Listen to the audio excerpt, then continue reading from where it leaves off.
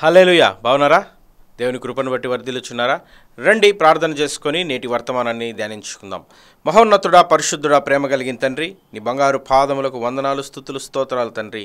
ఇదిగో ప్రభువా, ఈ సమయంలోనైనా తండ్రి నీ వాక్యంను ధ్యానించబోతుండగానైనా తండ్రి నీ ఆత్మతో నింపి ప్రభువానైనా తండ్రి నీవు మాట్లాడి నీవు మహిమ పొందుకోమని, నీవు మాత్రమే మాట్లాడమని యేసుక్రీస్తు పరిశుద్ధ నామమున ప్రార్థిస్తున్నాం తండ్రి. ఆమేన్. హల్లెలూయా. ఈరోజు ప్రభు బల్ల ఆరాధన గురించి, ఇంగ్లీష్లో హోలీ కమ్యూనియన్ అని, లార్డ్స్ టేబుల్ అని, ప్రభు సంస్కార ఆరాధన అని, మరి అనేక పేర్లు ఉన్నప్పటికీ దీని ప్రాముఖ్యత ఏమిటంటే ప్రభువుని జ్ఞాపకం చేసుకునటమే. అవునండి, ప్రభు బల్ల ఆరాధన యొక్క ప్రాముఖ్యమైనటువంటి ఆ యొక్క ఇంపార్టెన్స్ ఏంటంటే ప్రభువుని జ్ఞాపకం చేసుకోవడం. లూకాసు వార్త 22వ అధ్యాయము 19వ వచనం చదువుకుందాం. లూకాసు వార్త 22:19.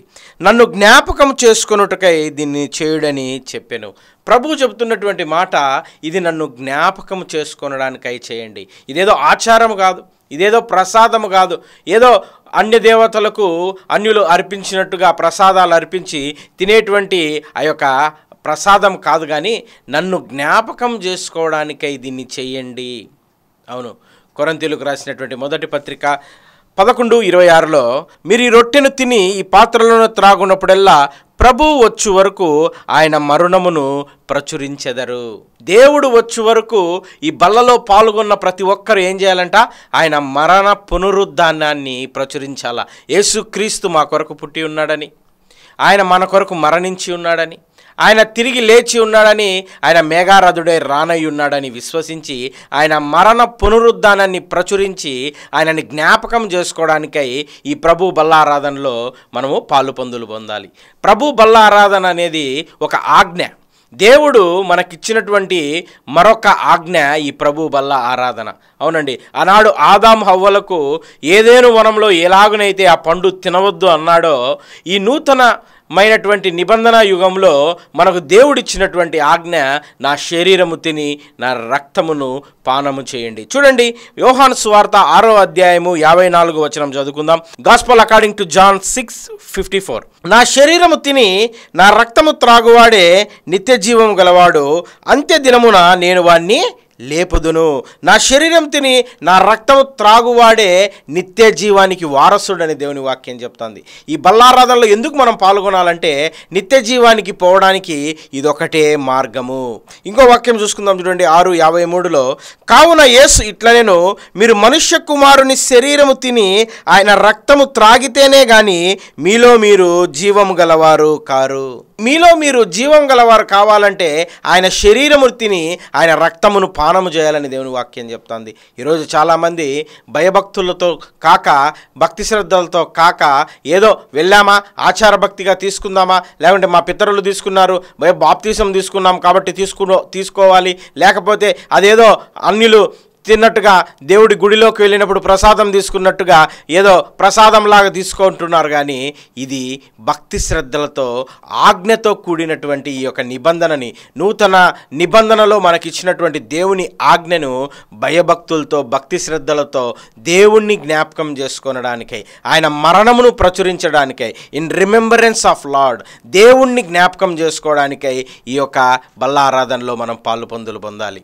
రక్షించబడినటువంటి క్రైస్తవుడు, రక్షించబడినటువంటి విశ్వాసి ప్రాముఖ్యంగా 4 పనులను చేయమని పరిశుద్ధ గ్రంథం మనకు బోధిస్తుంది. ఆదిమ సంఘమైనటువంటి అపోస్తుల ఆదిమ సంఘము మనకి ఏం బోధిస్తుందంటే, అపోస్తుల కార్యములు 2వ అధ్యాయము 42వ వచనం చదువుకుందాం. Book of acts chapter 2:42. మీరు అపోస్తుల బోధ యందును సహవాసమును యందును రొట్టె విరుచుట యందును ప్రార్థన చేయుట యందును ఎడతెగక ఉండండి. 4 విషయాలని ఆదిమ సంఘము పరిశుద్ధులు మరి అపోస్తులు మనకు బోధిస్తూ ఉన్నారు. 4 విషయాలలో మనము క్రమము తప్పక ఎడతెగక ఉండాలి. వాటిలో మొదటిది అపోస్తుల బోధయందు, రెండోది సహవాసమందు, మూడోది రొట్టె విరుచుట యందు, నాలుగోది ప్రార్థన చేయుట యందు. మరి ప్రాముఖ్యమైనటువంటి అంశము మరి 4 విషయాలలో రొట్టె విరుచుట కూడా ఒకటి. మరి ప్రభు బల్ల సంస్కారారాధన సంఘమునకు శ్రేయస్సుకరము, సంఘమునకు అవసరము. ఎందుకంటే సంఘము పెట్టబడినదే దేవుని యొక్క మార్గమును బోధించడానికి, అపోస్తుల యొక్క బోధను వివరించడానికి, నడిపించడానికి, మరి అటువంటి సంఘములో ప్రభు యొక్క సంస్కారారాధన, ప్రభు యొక్క బల్లారాధన చాలా క్రమశిక్షణతో, చాలా భక్తి శ్రద్ధలతో ఆచరించాలి. దేవుని యొక్క బల్ల దేని కొరకు ఇస్తున్నారో దేవుని సేవకుడు దాని గురించి వివరించి విశ్వాసులకు దాని యొక్క ప్రాముఖ్యతను తెలియజేయాలి. మరి రొట్టె విరుచుట యందు ఎడతెగక ఉండండి. మరి ఈరోజు చాలామంది రొట్టె విరుచుట ఏందంటే ఏదో మాసముకు ఒకసారో, లేకపోతే స్నానం చేసుకొని కొత్త బట్టలు వేసుకున్నట్టుగా, పుట్టినరోజు కొత్త బట్టలు ధరించినట్టుగా ఏదో పుట్టినరోజు నాడో, లేకపోతే సంవత్సరానికి ఒకసారో, లేదా వారికి తోచినప్పుడు తీసుకుంటున్నారు. కానీ దేవుని వాక్యం చెప్తా ఉంది, సహవాసంలో కూడుకున్న ప్రతిసారి, సంఘమునకు వెళ్ళిన ప్రతిసారి నువ్వు రొట్టె విరుచుటలో పాలిభాగస్తుడవ్వాలి. అపోస్తుల కార్యములు 2:42 చెప్పబడతా ఉంది, కూడుకున్న ప్రతిసారి రొట్టె విరిచి దేవుణ్ణి జ్ఞాపకం చేసుకోవాలి. యోహాను సువార్త 6:51 చదువుకుందాం. యోహాను సువార్త 6:51. పరలోకము నుండి దిగి వచ్చిన జీవాహారము నేనే, ఎవడైనాను ఈ ఆహారం భుజిస్తే వాడెల్లప్పుడూ జీవించును, మరియు నేనిచ్చు ఆహారము లోకమునకు జీవం కొరకైన శరీరము అని మీతో నిశ్చయముగా చెప్పుచున్నాను. ఎందుకు అపోస్తులు క్రమబద్ధీకరంగా, మరి ఆచార భక్తిగా కాదు కానీ సహవాసముగా కూడుకున్నప్పుడు ఈ యొక్క రొట్టె విరుచుట అనే ఈ బల్ల ఆరాధన ఎందుకు ప్రారంభించినారంటే, ఈ శరీరము తిని ఈ రక్తము త్రాగువాడే నిత్య జీవానికి వారసుడవుతాడు. ఎందుకు ఈ బల్ల ఆరాధన కార్యక్రమాన్ని సంఘాలలో ప్రతి కూడికలో ప్రతి ఒక్క వారము కలుసుకున్నప్పుడు బల్ల ఆరాధన ఇవ్వాలంటే, to let them know the importance of the Lord's resurrection and his death towards the mankind.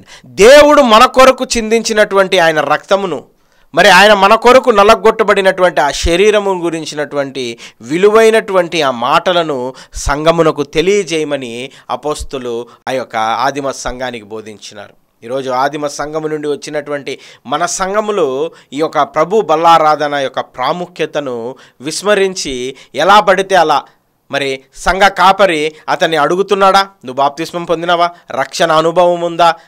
ఎవరు పడితే వారు వేల కొద్దీ వేల మంది వచ్చినప్పుడు వారి ఇష్టానుసారముగా బల్లను పంచిపెడుతున్నారు. ఒక క్రమబద్ధీకరణ లేకుండా, నీకు రక్షణ అనుభవం ఉందా, ఏ సంఘములో నువ్వు బాప్తిస్మం పొందినావు, మరి నువ్వు దేవుణ్ణి సొంత రక్షకుడుగా అంగీకరించినావా, మళ్ళీ బల్ల ఆరాధనలో నువ్వు ప్రతి వారం పాల్గొంటావా అనే బాగోగులు తెలుసుకోకుండా ఇష్టానుసారముగా ఈ వివేచన లేకుండా ఇవ్వడం ద్వారా వారిలో అనేకులు రోగులుగా ఉన్నారని దేవుని వాక్యం సెలవిస్తోంది. ఈరోజు ప్రభు బల్లారాధన అంటే ఆచారము లాగానో ప్రసాదం లాగానో పంచిపెట్టుకుంటూ పోతే అది నిజమైనటువంటి ప్రభు బల్లారాధన కాదు. దేవుని సన్నిధిలో మోకరించి పశ్చాత్తాప హృదయంతో, ప్రభువా నేను పాపిని, నీ రక్తము నన్ను కడిగినది, ప్రభువా నీ శరీరం నలగొట్టబడింది కాబట్టి ఈరోజు నా శరీరముతో నేను జీవిస్తున్నాను, లేకపోతే నేను శిక్షకు పాత్రుడనయ్యా, ప్రతి రోగము, ప్రతి వ్యసనము, ప్రతి ఒక్క జబ్బు నన్ను పట్టి పీడిస్తుంది తండ్రి, నీ యొక్క శరీరము నలిగింది కాబట్టి, నీ యొక్క శరీరం చీల్చబడింది కాబట్టి, ఇదిగో దాని సాదృశ్యమైన ఈ రొట్టెను నేను తీసుకుంటుండగా, నీ రక్తము చిందింపబడింది, దాని సాదృశ్యమైనటువంటి రక్తమును నేను పానము చేస్తుండగా, ప్రభువా నాయనా తండ్రి నేను జ్ఞాపకం చేసుకుంటున్నాను, నన్ను పరలోకానికి తీసుకువెళ్ళేవాడివి, నా పాపాలను విమోచించేవాడు నీవే అనే జ్ఞాపకముగా ఒక సంఘ కాపరి అది బోధించక, వివేచన లేక దాన్ని వారికి ఇవ్వడం ద్వారా దేవుని వాక్యం చెప్తా ఉంది, వారిలో అనేకులు రోగులై ఉన్నారు, కొంతమంది నిద్రించుచున్నారు అని. నా ప్రియమైన దేవుని సంగమా, అపోస్తుల యొక్క బోధలో నువ్వు ఉన్నావా? 4 ప్రాముఖ్యమైన విషయాలను అపోస్తులు అనేటువంటి ఆ పరిశుద్ధులు బోధించినటువంటి ఆ 4 విషయాలలో 3వ విషయమైన రొట్టె విరుచుట యందు ఎడతెగకున్నావా? భక్తి శ్రద్ధలతో రొట్టె తీసుకుంటున్నావా, లేక నీ ఇష్టానుసారంగా తీసుకుంటున్నావా? ఎందుకు నీ జీవితంలో బల్ల యొక్క ప్రాముఖ్యత తెలుసుకోవాలంటే, కొరింథీయులకు రాసినటువంటి మొదటి పత్రిక 11వ అధ్యాయము 29-30 చదువుకుందాం. 29-30. ప్రభు శరీరమని వివేచింపక తిని త్రాగువాడు తనకు శిక్షావిధి కలుగుటకే తిని త్రాగుచున్నాడు. ఇందువలన మీలో అనేకులు బలహీనులను రోగులై ఉన్నారు, చాలామంది నిద్రించుచున్నారు. అయితే మనల్ని మనమే విమర్శించుకునేలా తీర్పు పొందకపోదుము. దేవుని యొక్క బల్లలో సమీపించినప్పుడు మనల్ని మనము విమర్శించుకోవాలి. ప్రభువా నేను దీనికి పాత్రుడనా? కాదే, నీ రక్తం నన్ను పవిత్రుడిగా చేసింది, నీ రక్తం నన్ను కడిగింది ప్రభువా, నీవి దేవుడు ప్రభువా, నువ్వు నా కోసం మరణించావు ప్రభువా, నువ్వు మరణించి లేచి ఇదిగో అంత్యకాలంలో నన్ను కూడా నైనా నీతో పాటు కొనిపిసుకోబోతున్నావు ప్రభా అనే ప్రార్థన లేకుండా, దేవుడికి కృతజ్ఞతాస్తుతులు చెల్లించకుండా పశ్చాత్తాపంతో కూడినటువంటి ఆ విరిగి నలిగిన హృదయాన్ని బలిపీఠం యొద్ద నువ్వు సమర్పించుకోకుండా ఏదో టానిక్ తాగినట్టుగా తాగేసి ఏదో పెప్పర్మెంట్ నోట్లో వేసుకున్నట్టుగా వేసేసుకొని ఆమెన్ అని వెళ్ళిపోవడం కాదు బల్ల ఆరాధన. దేవుని సన్నిధిలో మోకరించి విరిగి నలిగిన నీ హృదయాన్ని బలిపీఠం దగ్గర సమర్పించి పశ్చాత్తాపముతో నా దేవుడు నన్ను క్షమించాడని, మరి సంతోషముతో దేవుడు నన్ను క్షమించి పరలోకానికి తీసుకువెళ్తాడని ఒక మిక్స్డ్ ఎమోషన్తో ఎప్పుడైతే బలిపీఠం దగ్గర నీ కన్నీరు కార్చి ఆ యొక్క బల్లను స్వీకరించి ఆ రక్తమును త్రాగి అది పానం చేసి ఆ సన్నిధిలో నువ్వు మోకరించి ప్రార్థిస్తావో అది నిజమైనటువంటి జీవాహారము. అప్పుడు నీలో జీవం ఉంటుంది. ఇలాంటివన్నీ తెలియక మనము అయోగ్యంగా తీసుకొని మనలో మనము కార్యసాధకమైనటువంటి ఆ శక్తిని పొందుకోలేకపోతున్నాం నా ప్రియ సహోదరుడా సహోదరి. కాబట్టి నా ప్రియమైన దేవుని సంగమ, ఇది ఒక ఆజ్ఞ. దేవుడు కొత్త నిబంధన యుగములో మనకు దేవుడిచ్చినటువంటి ఆజ్ఞ. చూడండి, మత్తయి సువార్త 26 నుంచి 28 వరకు చదువుకుందాం. Book of Matthew, gospel according to Matthew chapter 26 verse 26 to 28. వారు భోజనము చేయుచుండగా ఒక రొట్టెను పట్టుకొని దాన్ని ఆశీర్వదించి విరిచి తన శిష్యులకిచ్చి, మీరు తీసుకొని తినుడి, ఇది నా శరీరం అని చెప్పెను. మరియు ఆయన గిన్నె పట్టుకొని కృతజ్ఞతాస్తుతులు చెల్లించి వారికిచ్చి, దీనిలోని మీరందరూ త్రాగుడి, ఇది నా రక్తము, అనగా పాప క్షమాపణ నిమిత్తం అనేకుల కొరకు చిందింపబడుచున్న నిబంధన రక్తము. ఇది కొత్త నిబంధన రక్తము. పూర్వము పాత నిబంధనలో రక్తము పశువులది. పాత నిబంధన గ్రంథములో ఆ యొక్క రక్తము పశువులది, కోడలది, దూడలది, పొట్టేళ్లది సమర్పించి పాప క్షమాపణ నిమిత్తం వారు రక్తం సమర్పించేవారు. కానీ ఈ యొక్క నూతన యుగములో పరిశుద్ధాత్మ దేవుడు సంచరిస్తున్నటువంటి ఈ సంఘ యుగములో మనకు పాప క్షమాపణ నిమిత్తము కోడెలు, పొట్టేళ్ల యొక్క రక్తం అవసరం లేదండి. మనకు కొత్త నిబంధన రక్తము ప్రభు వల్ల సంస్కారాధన. చూడండి, కొత్త నిబంధనలో బలులు లేవు. మనకు పాపక్షమాపణ పశువుల వల్ల రాదు, కానీ మనకు పాపక్షమాపణ ప్రభు యొక్క రక్తం వల్ల వస్తుంది. ప్రభు యొక్క సిలువలో రక్తము కార్చి మన కొరకు మరణించి తిరిగి లేచినటువంటి ఆ బలియాగము మనల్ని పాపము నుండి పవిత్రులుగా చేస్తుంది. యోహాను సువార్తలో రాయబడి ఉంది కదా, మొదటి యోహాను పత్రికలో, యేసుక్రీస్తు రక్తము ప్రతి పాపము నుండి మనల్ని పవిత్రులుగా చేయనని రాయబడింది కదా. చదవండి ఆ మాట. ఈ మొదటి యోహాను 1:7. యోహాను రాసినటువంటి మొదటి పత్రిక 1వ అధ్యాయము 7వ వచనము. అప్పుడు ఆయన కుమారుడైన యేసు రక్తము ప్రతి పాపము నుండి మనల్ని పవిత్రులుగా చేయును. పాపక్షమాపణ నిమిత్తం ఇప్పుడు మనము బలులు అర్పించాల్సిన అవసరం లేదు. కొత్త నిబంధన యుగంలో ఆయన రక్తమే పస్కా బలి పశువుగా మారి మనందరికీ విడుదలను, మనందరికీ పరలోకాన్ని దయచేస్తుంది. ఆ యొక్క కొత్త నిబంధన రక్తమే ఈ యొక్క ప్రభు బల్ల సంస్కారాధన. మరి అటువంటి గొప్ప ఆజ్ఞను, గొప్ప నిబంధనను ఎలా మనం తీసుకోవాలి? భయభక్తులతో, భక్తి శ్రద్ధలతో, దేవుని యందు భీతితో, ఆయన యందు భయముతో, వణుకుతో, ప్రభువా నా గురించి చేసినటువంటి ఈ గొప్ప త్యాగాన్ని జ్ఞాపకం చేసుకుంటున్నాం అనే ఒక పశ్చాత్తాపంతో ప్రభు యొక్క బల్లారాధనలో పాల్గొనాలి. కానీ ఏదో సరదాగా అందరి యొక్క లోకములో ఉన్నటువంటి మందిరాలలో లాగా, లోకములో ఉన్నటువంటి ఆ యొక్క దేవాలయాలలో లాగా వచ్చిన ప్రతి ఒక్కరికి పంచిపెట్టుకుంటూ వెళ్ళిపోవడానికి ఇది ప్రసాదము కాదు, ఇది ఆచారము కాదు.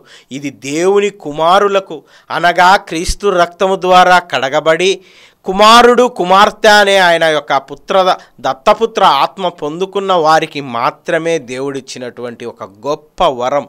అవునండి, it's a gift from above, every great gift from above అన్నట్టుగా ప్రతి ఒక్క వరము పరలోకము నుండి వచ్చినదే. మరి పరలోకము నుంచి వచ్చినటువంటి మరొక్క వరమే, ఆ మరొక్క జీవాహారమే, ఏ రక్తము, ఏ శరీరం అయితే నిన్ను పవిత్రుడిగా మార్చి పరలోకం తీసుకెళ్తుందో ఆ కొత్త నిబంధన యొక్క యుగములో ఉన్నటువంటి ఈ రక్తమును చాలా భక్తి శ్రద్ధలతో నీవు ఆచరించవలసి ఉంది.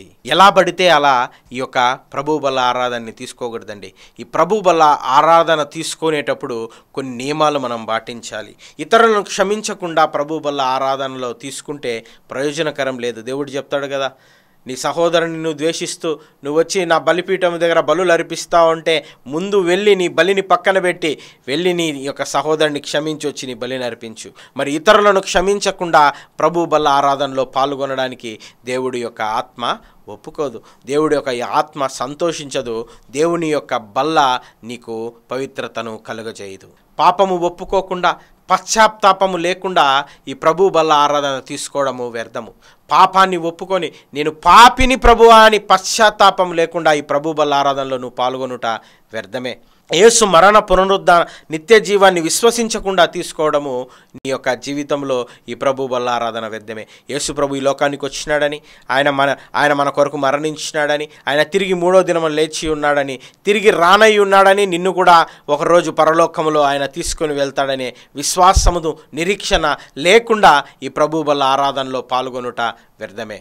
ఆకలి దప్పిల కోసం, ఆచారం కోసం, ప్రసాదం లాగా దాహమేస్తుందనో ఆకలేస్తుందనో ఎవరైనా ఈ బల్ల తీసుకుంటూ ఉన్నారంటే అది వ్యర్థం మాత్రమే కాదు, కానీ అది నీకు అనారోగ్యమును, కొంతమంది తెలియక తీసుకొని నిద్రిస్తున్నారని దేవుని వాక్యం హెచ్చరిస్తూ ఉంది.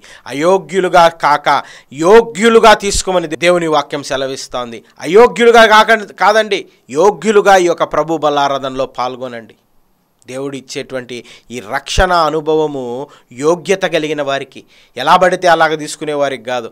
ఏదో వచ్చామా ప్రార్థన లేకుండా, పశ్చాత్తాపం లేకుండా, ఆచారంగా మందిరంలోనికి వెళ్ళిపోతూనే ఏమీ కుశల ప్రశ్న రాకుండా నువ్వు మందిరానికి చివరి బల్ల కోసం కొంతమంది కానుక వేసి బల్ల తీసుకుందామని వస్తారు. మొదటి నుంచి వాక్యం వినరు, మొదటి నుంచి ప్రార్థనలో ఉండరు, పాపపు ఒప్పుకోలు ఉండదు, పశ్చాత్తాపం ఉండదు, ఏమీ ఉండదు. డైరెక్ట్గా బల్లారాధనలోకి వచ్చేస్తూ ఉంటారు. వాళ్ళను వారించే సంఘ కాపరులు కూడా లేరు. అటువంటి సంఘ కాపరులు లేక, అటువంటి బోధించి ఇచ్చేటువంటి నాయకులు లేక ఏదో హరిబరిగా ఇచ్చేస్తూ వీళ్ళ పని అయిపోతుంది, వాళ్ళ పని అయిపోతుందని వెళ్తున్నారేమో.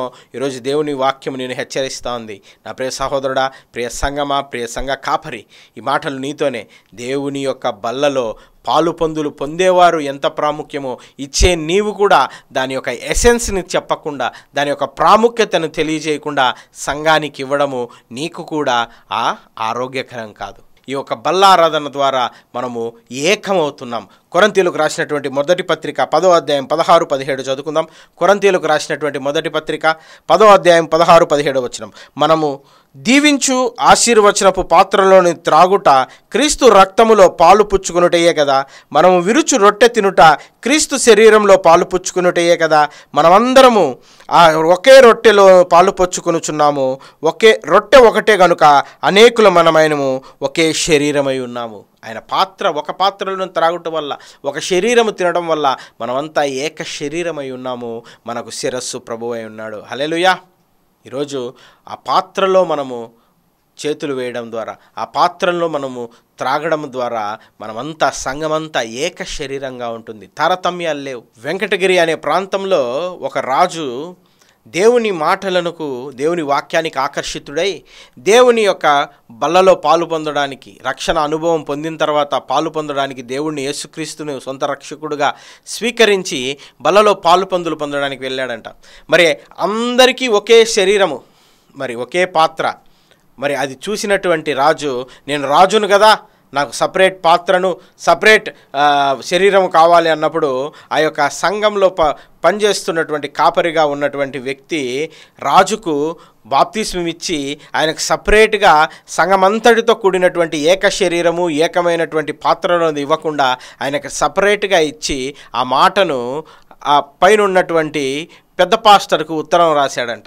ఆయన వెంటనే అనుకున్నాడంట, ఈ ఉత్తరం పోయిన తర్వాత ఒక రాజును నేను దేవునిలోకి మార్చినందుకు నాకు గొప్ప బహుమతులు పైన నుంచి వస్తాయి, నాకు అభినందనలు వస్తాయంటే ఆయనకు పైన నుంచి ఉత్తరం వచ్చిందంట. నువ్వు వెంటనే నీ లగేజ్ ప్యాక్ చేసుకొని నువ్వు ఆ మందిరానికి కాపరిగా పనికిరావు, నువ్వు తిరిగి నీ ఊరికి వెళ్ళిపో అని. ఆయన అనుకున్నాడు, ప్రశంసలు వస్తాయంటే నాకేంటి, ఇలాంటి తిట్లు పడ్డాయే అనుకున్నాడంట. నాకు ప్రశంసలు వస్తాయి అనుకుంటే ఇలా ఏంది, నా ఉద్యోగము, నేను చేస్తున్న పనే నాకు లేకుండా పోయింది అంటే ఏక శరీరము, ఏక పాత్రలోని త్రాగినప్పుడు తినినప్పుడే అవుతాము. దేవుని సంఘములో రాజు పేద అనే తేడా లేదు, ఎవరైనా ఒక్కటే. నేను చెబుతున్నది కట్టుకథ కాదు, కానీ మరి ఆగస్ట్ మిలియస్ అనేటువంటి లూథరన్ సంఘం స్థాపించినటువంటి, సౌత్ ఆంధ్ర లూథరన్ చర్చెస్ని స్థాపించినటువంటి ఫౌండర్, వ్యవస్థాపకుడు, ఆయన వెంకటగిరిలో పనిచేసేటువంటి పాస్టర్ గారికి రాసినటువంటి ఉత్తరము, వెంటనే నీ లగేజ్ ప్యాక్ చేసుకొని నువ్వు నీ ఒక ఊరికి వెళ్ళిపో. ఎందుకంటే ఒక శరీరము, ఒక పాత్రలోనిది త్రాగి ఒక శరీరంలోని తినప్పుడే వారంతా దేవుని పిల్లలు అవుతారు. కానీ రాజు అని సపరేట్ పాత్రలోనిది నువ్వు త్రాగి సపరేట్ శరీరము తింటే నువ్వు దేవుని కుమారుడు అవ్వలేవు. కాబట్టి నా ప్రియమైన దేవుని సంగమ, ఒక శరీరము తిని ఒక రక్తము త్రాగిన మనమందరము దేవుని పిల్లలం అవుతాం. మరి ఇటువంటి గొప్ప కార్యక్రమాన్ని తెలిసో తెలియకో అనాలోచితనంగా మనం తీసుకొని దేవుడి యొక్క ఉగ్రతకు మనం పాలవక భక్తి శ్రద్ధలతో దేవుని యందు భయభక్తులు కలిగి ఆయన పాదాల చెంత చేరి, ప్రభువా నేను పాపిని, నన్ను రక్షించుకున్నావు, పరలోకానికి తీసుకెళ్తున్నావు అనే పశ్చాత్తాపముతో, పాపపు ఒప్పుకోలుతో, సంతోషముతో దేవుని సన్నిధిలో ఉత్సాహముతో పాల్గొన్నప్పుడు ఈ యొక్క పునరుద్ధాన శక్తి ఈ యొక్క బల్లలో నువ్వు పొందుకుంటావు. Praise the lord. ఈ యొక్క మాటలు వింటున్నటువంటి నీవు ఇంతవరకు అయోగ్యంగా తీసుకొని ఉన్నావేమో, తెలిసి తెలియక ప్రభు బల్లలో చేతులు వేసి మరి పాపం చేసి ఉన్నావేమో, దేవుడి యొక్క చక్కటి సమయాన్ని నీకు ఇస్తున్నాడు. పశ్చాత్తాపడతావా? ప్రభా, ఇంతవరకు నేను తీసుకున్నాను ప్రభా, తెలుసో తెలియకో తప్పుడు విధంగా నన్ను క్షమించు. ఇక మీదట ప్రభా నైనా తండ్రి భక్తి శ్రద్ధలతో, నైనా పశ్చాత్తాప హృదయముతో, కృతజ్ఞతా స్థుతితో నీ సన్నిధిని చేరి దేవుని వాక్యమును ప్రభువా వాక్యములో ఉన్నట్టుగా నైనా తండ్రి యోగ్యముగా తీసుకొనుటకు ప్రభు వలన పొంది తిని, ఇది ప్రభు వలన నేను మీకు ఇస్తున్నటువంటి నా శరీరము అని నేను అపోస్తలుడైన పౌలు సంఘానికి ఇచ్చినటువంటి విధంగా ఈ యొక్క సంఘములలో మా యొక్క కాపర్లు చెప్పిన విధంగా నైనా తండ్రి భక్తి శ్రద్ధలతో తీసుకుంటానని ఈ నిశ్చయత తీసుకొని పశ్చాత్తాపముతో ఈరోజు నుంచి ప్రభు వల్లలో పద్ధతిగా క్రమశిక్షణతో దేవుని సన్నిధిలో ప్రభు బల్లలో పాల్పొందు. తలలు వంచండి, ప్రార్థన చేసుకుందాం. స్తోత్రం తండ్రి, స్తోత్రం ప్రభువా, నీకు వందనాలయ్యా. జీవాధిపతి, జీవింపజేయాత్మ, పరిశుద్ధాత్మ, నీకు స్తోత్రం తండ్రి. ప్రభు బల్ల ఆరాధన గురించి బోధించుటకు నువ్వు ఇచ్చిన జ్ఞానంను బట్టి నీకు వందనాలు ప్రభువా. ఈ వాక్యమును నైనా తండ్రి వారి హృదయంలో ఫలింపజేసి అగ్ని కంచెను వేసి ఏ దుష్టుడు ఏ దుర్మార్గుడు నైనా తండ్రి ప్రభువా దీన్ని ఎత్తుకొని పోకనైనా తండ్రి నీ అగ్ని కంచెను, నీ రక్తపు కంచెను ఉంచి ప్రభువా యోగ్యముగానైనా ఈ ప్రభు బల్లారాధనలో వాళ్ళు పాలుపందులు పొందుటకు కృప దయచేయమని పరిశుద్ధాత్మ దేవుడు త్రియేక దేవుడు యేసునామమున ప్రార్థిస్తున్నాం తండ్రి. ఆమేన్. Praise the Lord. Thank you one and all. God bless you all.